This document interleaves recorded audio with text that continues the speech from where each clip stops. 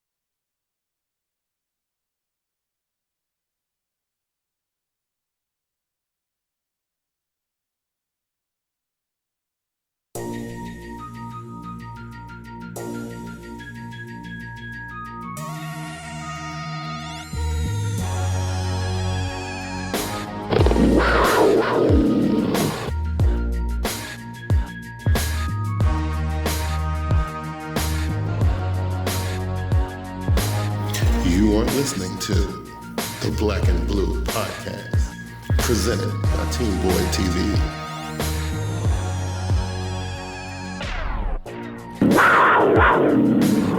What's up? What's going on, everybody? What's going on, everybody? It's your boy Big Q, TeamBoydTV. Hey, listen, trying something a little different here. This is gonna be a little preview of the little podcast deal that I got going on here.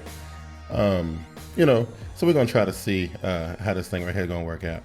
But for the most part, I was on wait to do this later, because I felt like it wasn't enough news going on. There wasn't enough stuff to talk about. But then, we right on the cusp of free agency and stuff, and we're going to talk about all that stuff today. But first things first, I want to give a shout out to Panther Nation, see how everybody doing. I know everybody got a lot of things on their mind about the free agents and the salary cap and Steve Smith, and we're going to cover all that stuff today. But first, I want to give a shout out to the Passion Hi-Fi for the intro track. That was it's a pretty dope intro track. I like it. It's pretty good. Hey, listen. We got the social media popping. Everything is going on right now. You can hit us. You can hit me up at Twitter right now during the podcast at TeamBoydTV. And then, of course, we're on Facebook. You can use the Facebook. Facebook is TeamBoydTV also. We also doing this podcast live on YouTube at the moment. I don't know how long we're going to keep this format up, but, if you decide you want to leave a comment or something on the YouTube stream, you can. TeamBoydTV is on Instagram now. I don't know. They told me I needed to do Instagram, and so TeamBoydTV is on Instagram. I don't know exactly how that's going to work, but hey, TeamBoydTV is on Instagram. TeamBoydTV is also on Tumblr and on And for the podcast format that we got going on here tonight, I want to hear you guys' ideas. I'm going to sit here and talk for about 20, 30 minutes. But it'd be cool if you guys wanted to call in. You can call in with Skype or Uvu. On either one of those is open up the program, type in TeamBoydTV, and you can call in and that kind of thing. So, we can do that. So sounds like a plan to me.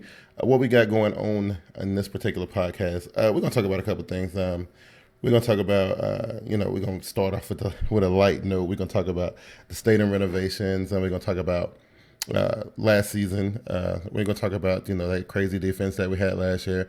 Greg Hardy and the franchise tag. We're also going to look at the free agents that we have, out there right now that, possibly we could lose a couple of them tomorrow. And then we're going to look at who can pretty much help out from other teams. And of course, we talk about the salary cap. And we're going to finish it up by talking about the one and only Steve Smith. Because everybody is kind of sad right now. And, I don't want, we'll wait till we get to that part of the show.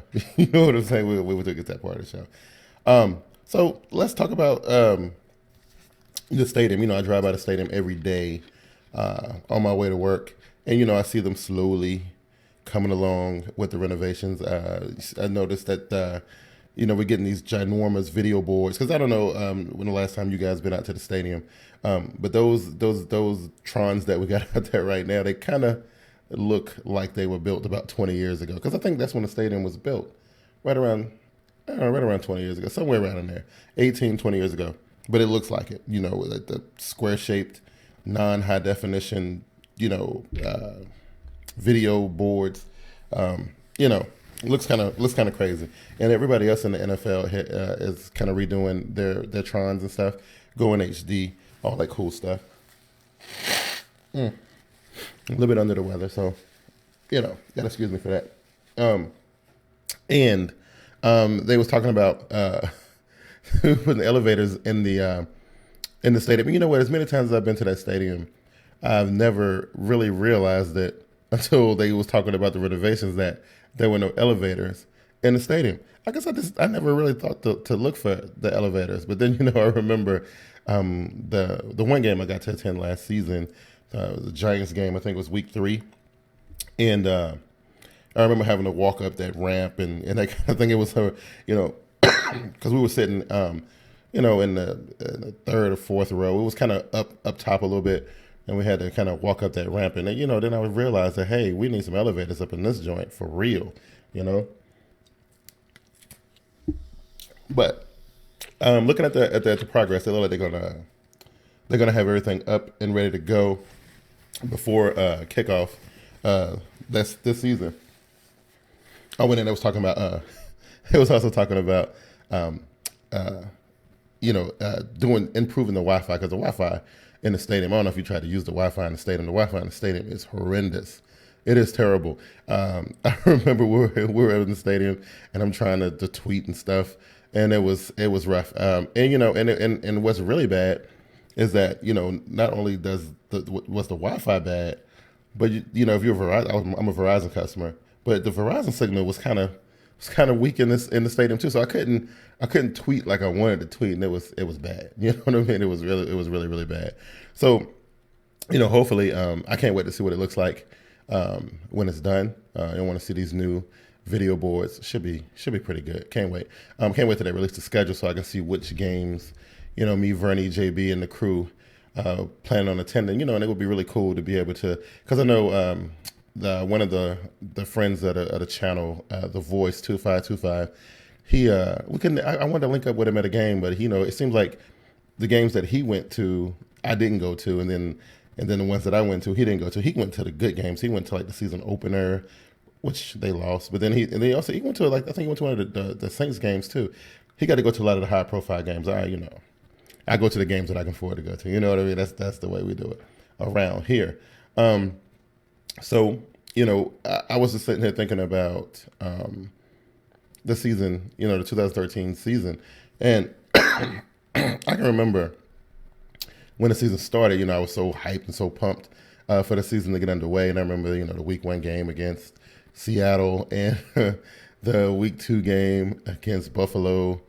And I just remember just thinking, like, I was so excited for the season to start, and when we dropped those 2 games in that kind of fashion that we lost them, and it was a little heartbreaking. But the game that I did get to go to, the Giants game, week 3, the season kind of turned around a little bit at that game. I had a lot of fun at that game, and watching them, pretty much shut the Giants out. It was pretty exciting. Vernie was all upset. She left the game at halftime. Y'all know the story. We talked about it, on the show this season. It was hilarious. And, I posted the pictures on Google+. It was awesome. But, and then, of course, they lost the Arizona game. And then they ripped off, 10 straight after that, and defense was stellar. Everybody in Panther Nation was having a lot of fun. And a lot of people who, who hate the Panthers were talking a lot of junk. I remember, listening to Atlanta fans and Saints fans, talk all that crap. And, in the whole situation with Cali Blue and Real Talk Perez, the Tampa Bay guy, that whole thing was funny to me. I thought it was hilarious. And but yeah, I thought I thought what the Panthers achieved, in 2013 was, first of all, it was something that a lot of people didn't quite expect. I didn't. Well, you know what? People ask me, and I look at some of the shows that we had in the beginning of the season in the off season.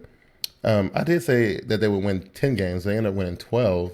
So I don't know. Was it 14? Yeah, 12. They ended up winning 12.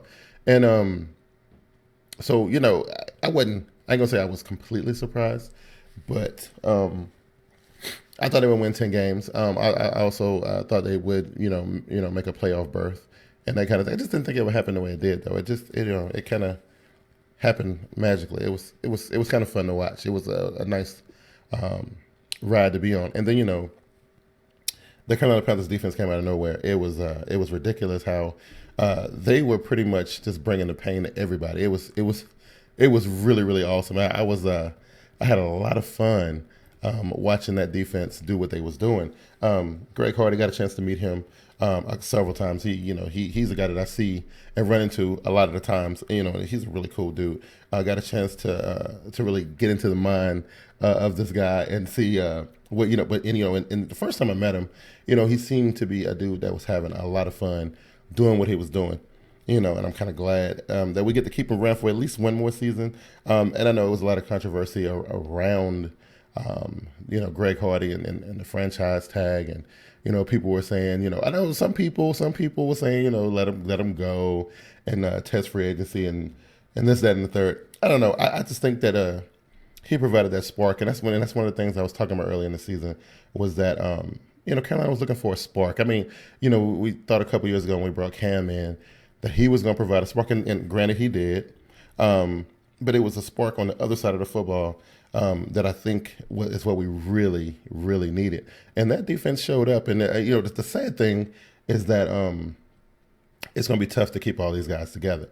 So, we know Greg Hardy, he signed his tender, he's going to collect like $13.1 million, somewhere in that ballpark this year. And hopefully they can be able to work out something to keep him in Carolina blue and that kind of thing. So I'm hoping so. Some other stuff going on. And, and the thing that I find most amazing about this thing is that these guys were under the radar for the most part. Like, I remember, like, for the first, 8 games, through the first 8 games of the season, a lot of people were discounting the Carolina Panthers defense, saying, I don't know if the Panthers are for real. I have no idea. It just they did this and they did that, and maybe they for I don't know. They ain't, and then the question came up, was like, who did they beat? This, that, and the third.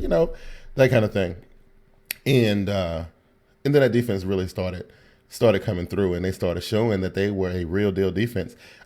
Watching that team come together the way they did last season, it had to be one of the most memorable or the most enjoyable seasons that I've watched as a Carolina Panthers fan in maybe the last 10 years or so. The whole 2003 Super Bowl run, that was that can't be that's at the top of the list right now. We have to see what happens in the future if we're going to be able to top that, because that squad was just amazing. But on the other side of the ball, you got Cam, Cam. I just remember the 2012 season, and Cam was going through his little quote unquote slump. That's what people was calling it. I mean, he was still putting up decent numbers. He was going. I guess I'm gonna go ahead and say yes, he was going through a slump. Okay, that's what he was doing, and so watching the way he matured and his decision making became a little sharper.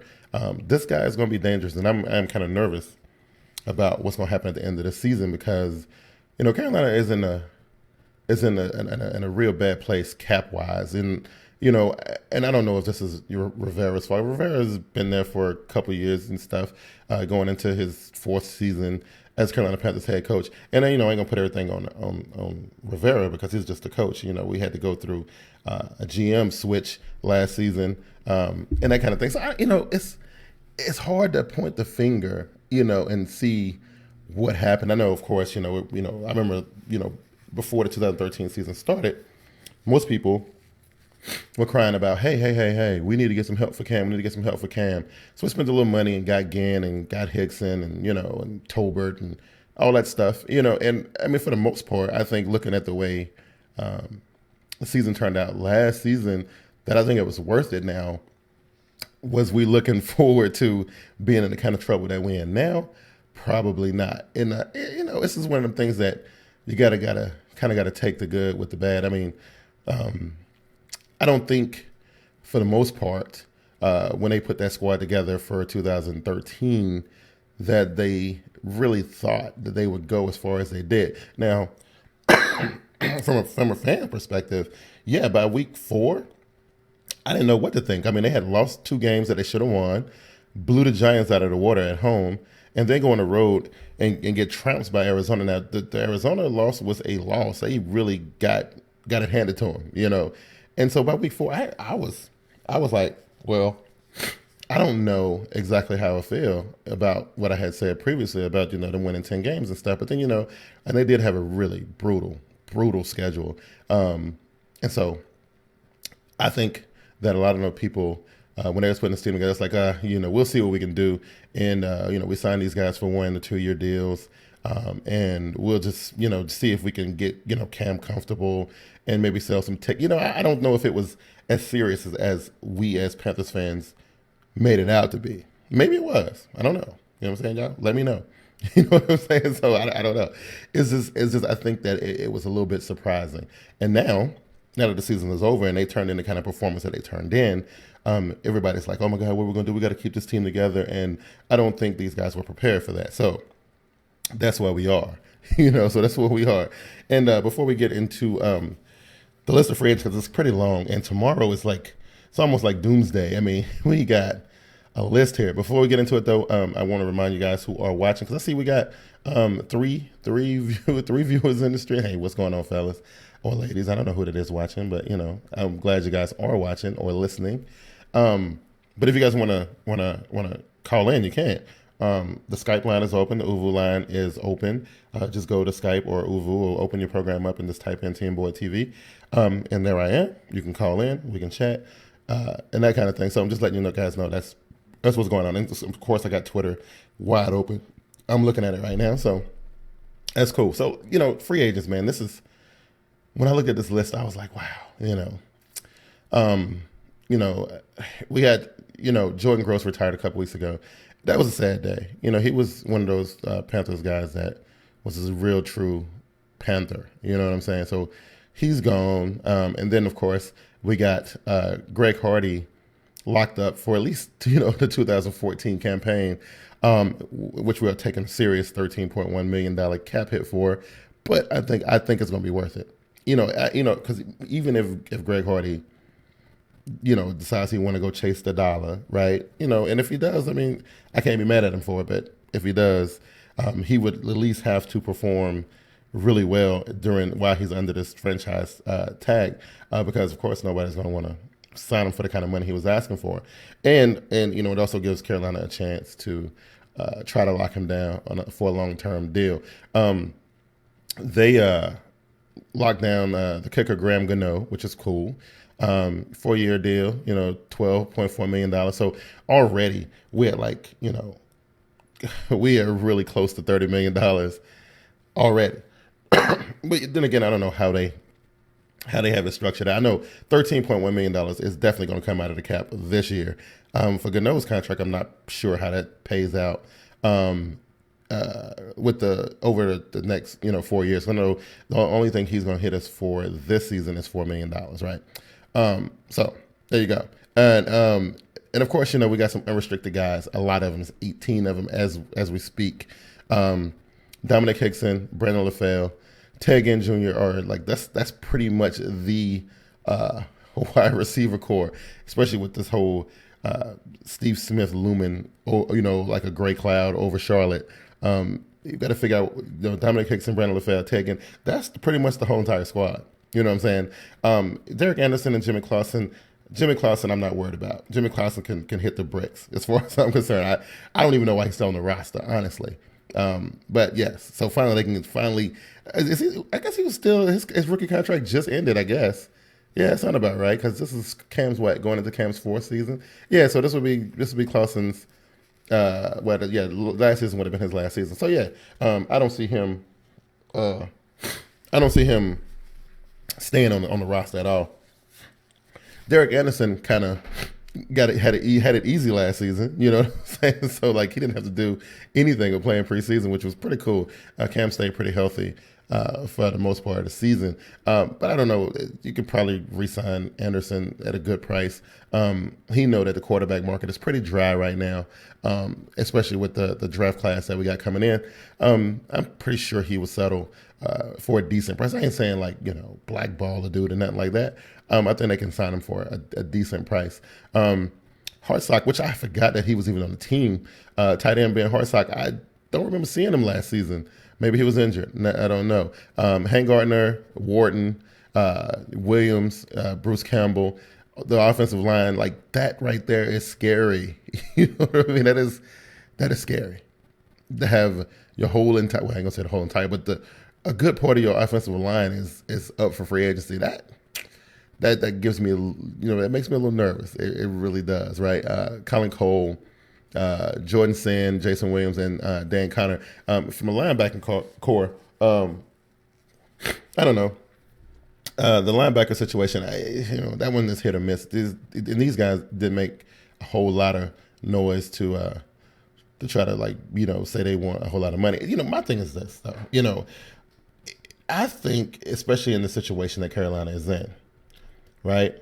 And me and Vernon was talking about this earlier, that especially when looking at like Hicks and LaFell and Gann pretty much had his best season ever as a Carolina Panther.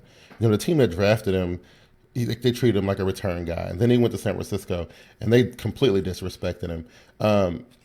Where else is he going to go? You know what I'm saying? Like, he ain't really got that much of a choice. That's what I'm saying. And I see Gann coming back. I do. I see Gann coming back. LaFell, on the other hand, I'm not quite sure about that, because maybe he demanded a little bit of money, and I gave LaFell his props, even though we were on YouTube a lot this season talking about LaFell had bricks for hands and couldn't hold on to the ball and this kind of stuff. I thought I saw growth in the guy. I'm hoping that they can get him to come back. I don't think he's gonna demand a whole lot.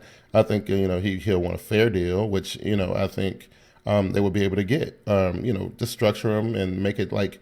End heavy or bottom heavy, so that way this season, next season, he don't really hurt the cap that much. Hickson, I'm not quite sure about because I didn't really see a lot of him this season. Toward the end of the season, he kind of came on a little bit, came in for Steve Smith. I think I remember seeing him in the Giants game, and then I think he played a little bit in some of the games toward the end of the season. Not quite sure, but the funny thing about Dominic Hickson, one of his buddies from New York, is talking about wanting to come to the team. So I'm thinking they may let Hickson go and bring Nix in. But we'll talk about that here in a second. And thirsty, and that kind of thing. So I don't know, but I just know that having your whole entire wide receiver core up for free agency, both of your backup quarterbacks, and a good portion of your offensive line and linebacking core up for free, that is a bad spot. That is a bad spot for Carolina to be in. And I don't know how we found ourselves in this situation. I don't. It's baffling to me, And I don't want to be sitting up on this podcast, preaching doom and gloom and that kind of thing. It's just, with free agency tomorrow, we'll see what happens. And speaking of that, I put together a little list of a few people, right, who could possibly help out. So look, we talked about Hakeem Nicks for a second from New York, and so he's a free agent as of right now, and so New York is kind of going through some type of rebuilding phase. I don't know, and it seemed like Carolina and New York got a nice little deal going on where we can trade players back and forth to one another. And I don't know, it seemed like we're good peoples with them, so I don't know. Cool, we might be able to get them at a good price. But so because I think we got Chase Blackburn and Dominic Hickson last season and stuff like that. So I don't know. I'm thinking Hakeem Nicks for maybe send Hickson back up to New York. You know what I'm saying? Who knows, right? I'm just saying. But Hicks is a guy that I think that they could probably try to get at a decent price. You know what I'm saying? So, and I mean, especially since he's from around here. You know what I'm saying? So that's cool. And so the other one is Seattle Seahawks Sidney Rice, right? Hey, he went to South Carolina. You know what I'm saying? And I don't know. I think Sidney Rice will be okay. I didn't really see much of him and much performance out of him last season. But, he got himself a Super Bowl ring. You know what I'm saying? And I don't know. And again, he's from around here. He's from Gaffney. So, it might be nice to maybe get him a little hometown discount, get him at a good price. Now, this guy, James Jones from the Packers, didn't really see a whole lot from him, in Green Bay. And actually, I don't really recall really seeing him suited up that much. Maybe he was. I mean, because they said he got 59 receptions for 817 yards, 3 touchdowns for the season, right? And he was also represented by the same guy who represents Ron Rivera. So Ron and James Jones got the same agent, which I didn't even know coaches had agents. But hey, there you go, right? This is the one that I know my brother JB is gonna love, and I know if it happened, I would probably tease him to death about this, right? So Jacoby Jones from the Baltimore Ravens, he went down early last season with a leg injury and whatnot. Didn't really have that much of an impact on the Baltimore season when he returned, and because I think he was out longer than he was supposed to be. And but what I didn't know is that he was here in Carolina before he went to Baltimore. You know what I'm saying? I didn't realize that until like a little while ago.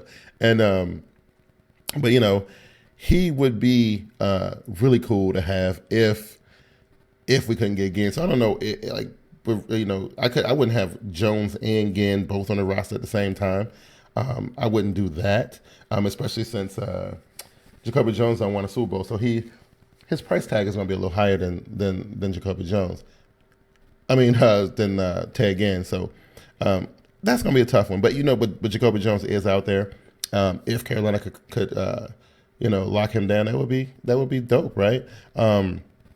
We got some offensive linemen.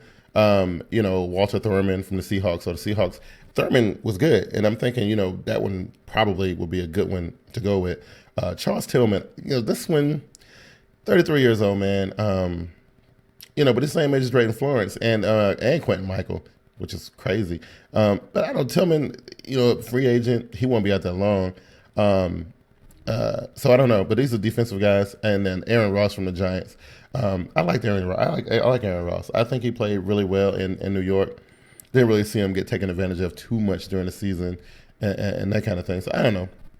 But this is just a couple people that I thought were notables, and that kind of thing. So, it kind of is what it is, But because it's almost like we kind of backed into a little bit of hole. And I look at these free agent guys, and a lot of them are not going to come super cheap.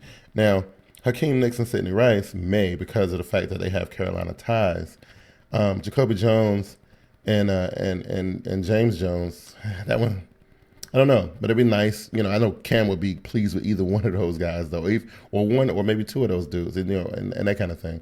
But I kind of want to keep the cohesion of the team that we had on the field last year. Now, would Nicks, Rice, James Jones, or Jacoby Jones be an upgrade over LaFell, or those guys? Maybe Smitty. I don't know. It's one of them things, So, okay. The last thing we're going to talk about, man, and and I say this for last because I just didn't want to start the show off with really, really bad stuff. But we're going to talk about Steve Smith and the situation and that kind of thing. So first, let's take a little trip back down memory lane real quick. Well, Steve, what's happening in the huddle on that last drive? Hey, we're just preparing. They looked like they were hoping to win, hoping to make a play. We knew we were going to make a play. Cam did a great job. What you're seeing right now is watching a young, great quarterback develop and becoming that. And Carolina Panthers came out with a win. What happened on the touchdown? Poor tackling. What happened between you and Talib on the field early in the game? I don't know. You go ask him because he didn't finish the game. Ice up, son. Ice up. Steve Smith, I Wow. love you, buddy. I was just saying, That was good stuff. that always cracks me up. But see, this is the kind of stuff that us as Carolina Panthers fans are nervous about. Like, we don't want to lose this guy. Because he brought so much to the team. I was seeing a couple people's videos on YouTube. The Voice 2525, NFL Panthers 07 put out a video. I think it was today. Real heartfelt video about Steve Smith. And I mean, it wasn't no surprise. I mean, like, people who are Carolina Panthers fans, they will tell you. Musa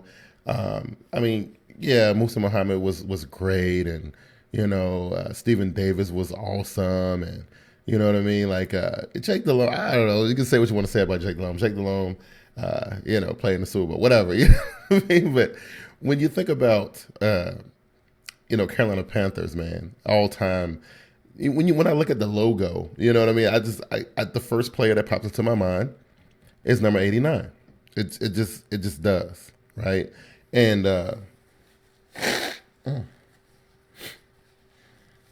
so for this story to come out, and let's talk about the story for us. So NFL Network guy, I think he's like a road reporter or something. He tweeted about something about tomorrow. He was pretty certain that the Carolina Panthers were going to release Steve Smith and this kind of thing. You know what I mean? So look, Panthers fans are very upset about this, right? And I look at it from both sides of the thing. Like, look, don't get it twisted. I am a Steve Smith fan, to the death. I think he's a hell of a football player. I think his story is awesome. You know what I mean? And achieving what he's achieved in the amount of time that he's played in the NFL, it's just amazing. There's only one thing this guy needs is to win him a Super Bowl and that kind of thing. Even if he don't win a Super Bowl, I do agree that he should retire as a Carolina Panther. That should be the way it is. He never played for another team. He's taken a couple restructurings of his contract before in the past to stay with the team. He's provided excellent, top-notch, above-average leadership in the locker room during the whole entire time he's been with the team. I can't really say enough about Steve Smith. So it's just, this whole situation is really, really rubbing a lot of Panthers fans the wrong way, and we're kind of upset about it. Now on the other hand, so they're saying that he's due to make $7 million. If he suits up this season, and this $7 million is the reason why they feel like they need to cut ties with him, right? This kind of reminds me of the whole Baltimore Ravens and Anquan Bolden situation or whatever. You know what I mean? Except for the fact that, Anquan Bolden was only with that team for like 2 years or whatever. But anyways, it's the same situation where about value and stuff, and these guys who obviously wasn't around in 2001 when he was drafted don't really see how much this guy means to this team, and even from a productivity standpoint, he still gets it done. You know what I mean? He still caught 64 passes for 745 yards. I forget how many touchdowns he had in the season, but he was still productive. He was still a threat on the field, and all that kind of stuff. So I don't know. It's just, it's one of them things where you as a Panthers fan, do you accept the fact that that we need to probably try to win something, or we just try to hold on to nostalgia and and the whole family thing and hold on to the guy for another season just so he can retire, and we just blow a whole entire season because we are nostalgic. You know what I mean? is a tough choice. It really is. And honestly, with the way things looking right now, and I'm gonna go ahead and say it because I ain't worried about nobody doubting, me being a Panthers fan because I am a Panthers fan. I don't care what people try to say. Oh, maybe you're not. I mean, I'm gonna keep it real. The way it's looking at the moment, I don't see Carolina, replicating what they did last season. I just don't. So if unless of course somebody pulls some money out from somewhere that I don't know about to try to secure some of these free agents that are on the roster right now, well. At the moment, because tomorrow they won't be at 4:00. But and then some of these other free agents that will be on the market come 4:00 tomorrow, which is not enough money because if it was enough money to do that, then this whole Steve Smith thing wouldn't even be an issue. You know what I mean? So if you can't afford to pay to bring in somebody to replace this guy, then you might as well keep this guy. That's just the way I'm seeing it. And you never know if they can do everything they can to. I'm pretty sure Smitty would restructure his little. He restructured his deal. I don't know if I personally would give up $5 million. Just to restructure for. I don't know. I don't know if I would do that. But I just think that, especially with the way they're talking right now, you owe me $7 million and. You're trying to tell me you want me to go? Because if he leaves, he still gets $7 million. But if he stays, they can restructure and actually ask him to take a little bit less. So the whole thing kind of, it doesn't sit right with me in the fact that if they let him go, they're still going to lose the money that they're trying to save by letting him go.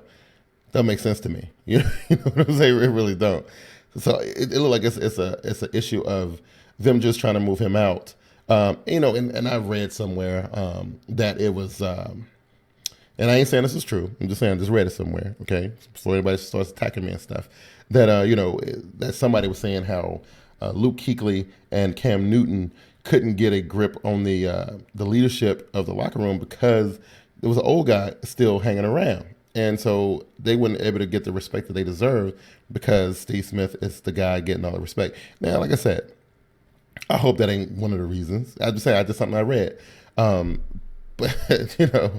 it's a funny thing. And now I'm gonna say this: I think, like I said, as of right now, as it stands right now, on the eve of free agency, it just does not look good for Carolina. And I'm gonna go on the record and saying it right now. Now maybe after this whole free agency circus is over, and Carolina may come out looking a little bit better than they are right now,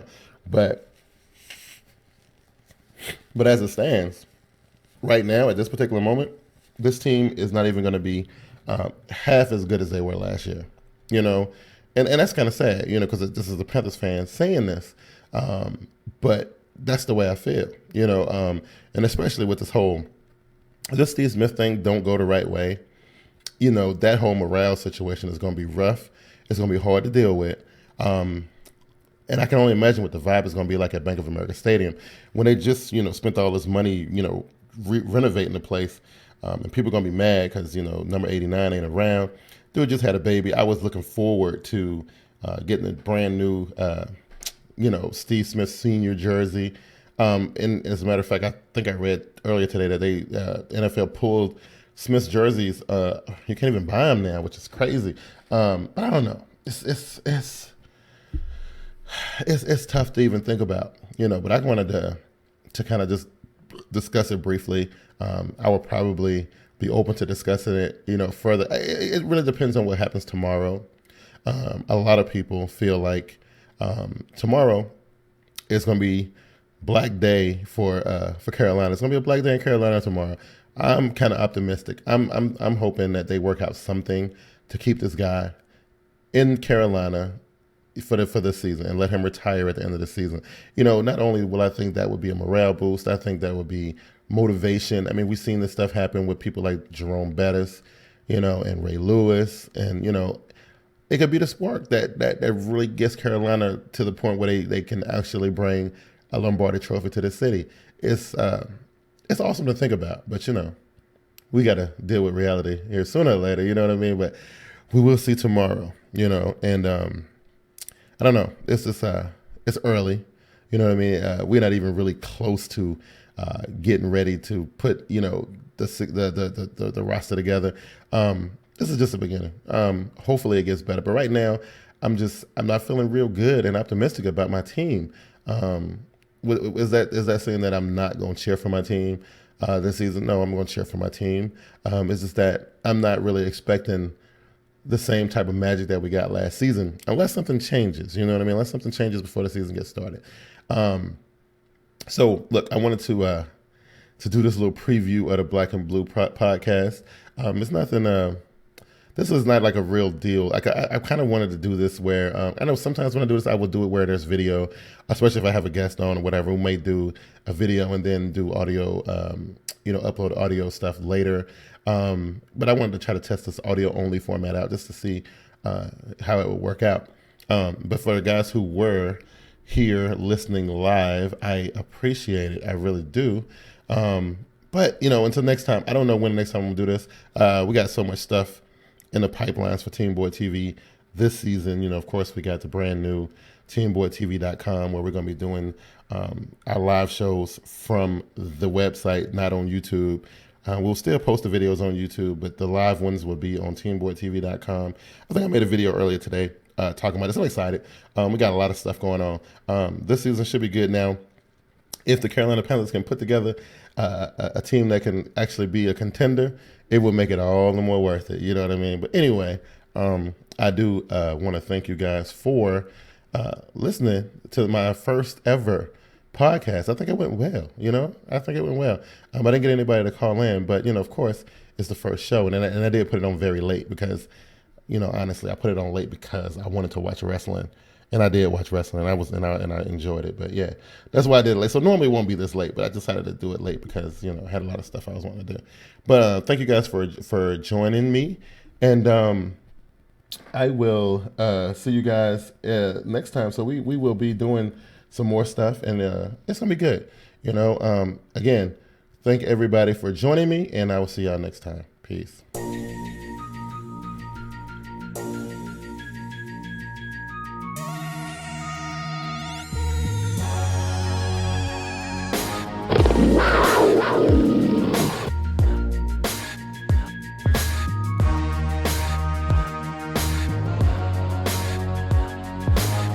You are listening to the Black and Blue podcast, presented by TeamBoydTV.